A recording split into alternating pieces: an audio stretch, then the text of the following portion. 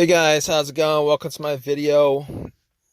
Just want to do a video on an issue I had on my truck the other day.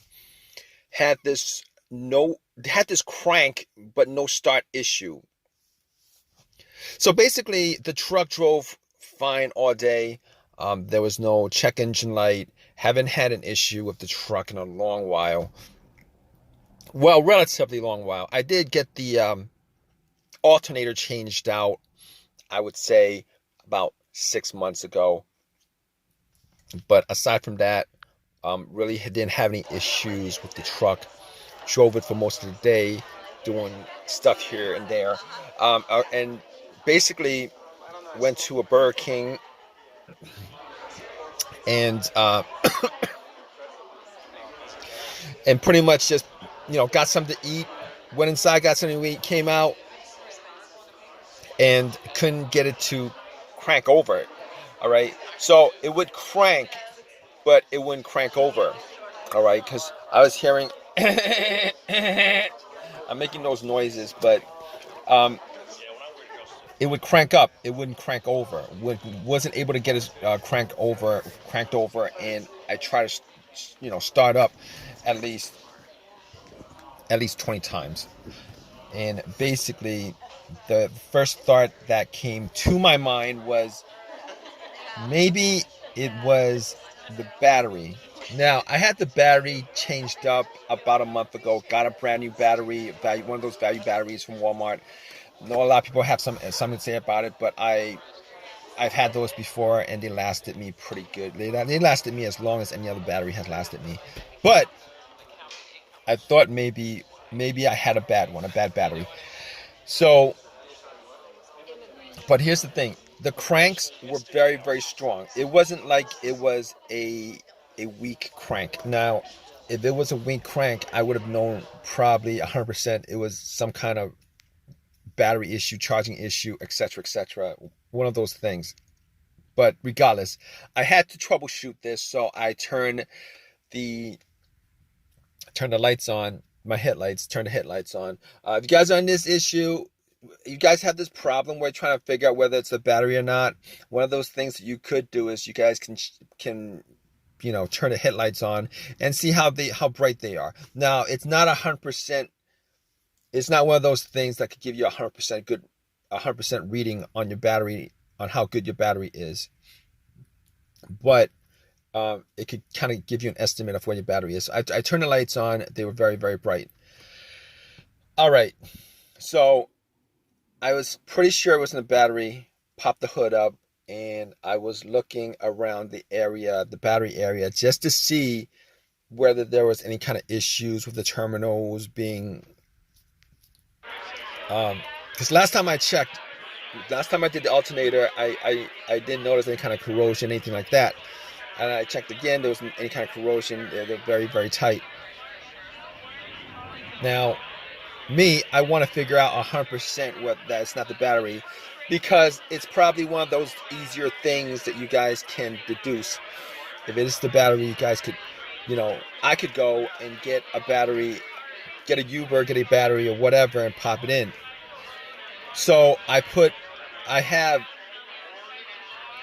a booster, battery booster that I got from Walmart, and I put it on just to make sure, and sure enough, it cranked. And it cranked.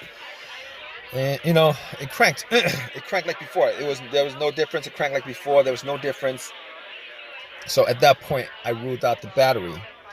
Now, if you guys didn't know, what else to look for, and you guys are going down the list, okay, the alternator can be ruled out, because the alternator can be ruled out. All right, the car's got to start up first. Okay, the fact that it cranks means that the alternator was charging, that the battery had a good charge, etc., etc. Okay, the alternator can be ruled out, the battery can be ruled out. You guys should actually just rule out corrosion, the terminals being tight or loose. That's ruled out. And I'm looking at the negative line just to see whether there was any kind of corrosion on a negative line. because the negative line is the main ground wire that goes to the frame. All right, you want to just trace the negative terminal and then trace that line to the frame, because most of the time it's connected to the frame, either on the side where the side frame, to the side of the battery. Sometimes a lot of Nissans, it's under the car. Depends. I believe some Nissans are under the battery. Some Fords are under the battery, but it kind of depends on your car. All right, but with this truck, I traced it, and the ground wire looked good. All right, sometimes a bad ground, a weak ground can cause this kind of issue, but most of the time, if it is a weak ground that was causing this issue, you would actually hear a slow crank and not a strong crank. So if you guys are hearing a strong crank, chances are it's none of those things that I mentioned. Okay, so basically, at that point, I could rule out the starter too. Don't know if I mentioned that, but you could rule out the starter since uh, the truck was cranking. So you can rule out the starter completely because that's the starter cranking. All right. So basically, at that point, I'm left with a couple of things. It could be more than a couple of things, but when you're doing troubleshooting like this, you want to just go down the list of easiest to most difficult. Um, Fuses and relays would be the next. Because here's the thing about it. Okay, when I cranked it up, when I was driving, there's no check engine light. All right. As far as any of the other stuff that could be causing this, the mass airflow sensor, the camshaft, crankshaft sensors, the throttle position sensors, every one of those things have a sensor. All right. And if one of those things was causing my truck not to turn over, definitely would have a check engine light. Would have the check engine light. So I pretty much just ruled those things out. I ruled those things out because there was no check engine light at all. Not that I remember it while I was driving. So basically, I ruled all those things out. Okay, so we're left with a couple of things. My personal thought on this is it could be a bunch of stuff. It could be the fuel pump itself.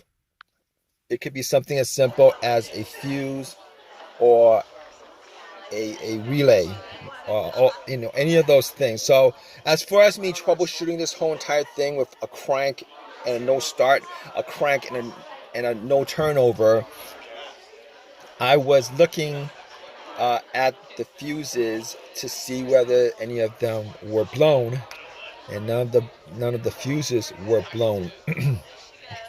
All right, but previous to this, what I was doing was I was trying to turn the truck to the on position and trying to listen to see where I could hear the fuel pump priming. Okay, basically the fuel pump priming pretty much means that before before your vehicle actually cranks, all right, the fuel pump is turned on. It's actually shooting gas fuel, to the engine, and a lot of times you can hear it. You might be able to hear like a whizzing, a kind of motor sound, but a lot of times, you know, you could do that by actually listening to, where that gas cap is. You take the gas cap off and you have somebody try to start it, try to start it, but turn it to on position. And if you hear some kind of whizzing sound, normally that means that the fuel pump is actually working. Now, I was trying to do that inside the truck. It was very, very, very difficult. I turned everything off, the blower motor, everything off. I turned it off, try to start it, try to put it to an on position and see if I could hear the fuel pump priming. Now, I didn't have anybody else in the truck to actually turn it to the on position, and me just, being outside the car listening to seeing if I could hear some kind of whizzing sound coming from where the gas cap area is. So basically, I wasn't able to get that. I wasn't able to listen to it. Wasn't able to hear much inside the car, so wasn't able to determine whether it was fuel pump or not. But here's the thing. All right.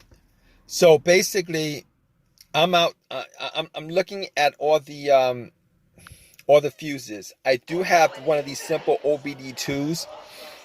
I do have one of these simple OBD2 readers that I got from Walmart for like $20, and I plugged it in. Now, here's the thing about it. It could be, the car's computer not able to connect to the car for whatever reason. It could be a blown fuse or whatever, could cause one of these cranks but no start situation. All right. So basically, I plugged it in, and it went through everything. It read through everything. It scanned through everything. Came back with all the data. There was no check engine light. There was no auto monitors were clear. All the sensors were cleared. So I know for a fact at that point that it wasn't any of the other things that had a sensor in it, like the mass airflow sensor. I already mentioned this before. If you don't get a check engine light with this situation, if you don't get a code for any of those things, like the a check engine light or a code for a mass airflow sensor being out, a code for the camshaft, crankshaft, any of those things, you get no codes whatsoever in this scenario. Okay, there's a very, very high chance that it's none of those things, so you can actually just troubleshoot that out of the way. All right. So I was like, okay. OBD2 reads nothing. Unplugged it. I'm good with that. So basically, I got to the fuse. I got to the fuse box and pretty much found the relay for the fuel pump. All right. Now, what I did was I swapped one relay for another. All right. Found a similar relay with the same numbers on it. Popped it in. And guess what, guys? Bam. It actually cranked over. It cranked over. It ran good. All right. It ran with no problems. Ran like before. So what did I do next? Obviously, if you guys are up to this point, it's been figured out that it's actually, I thought it was either the fuel pump or the relay, one of those things. All right, I was hoping it wasn't the fuel pump because that would be a bigger issue, bigger fix. So since it was the relay, guys are in this situation, and you guys lucked out as far as it being the relay. It's a pretty simple thing to get.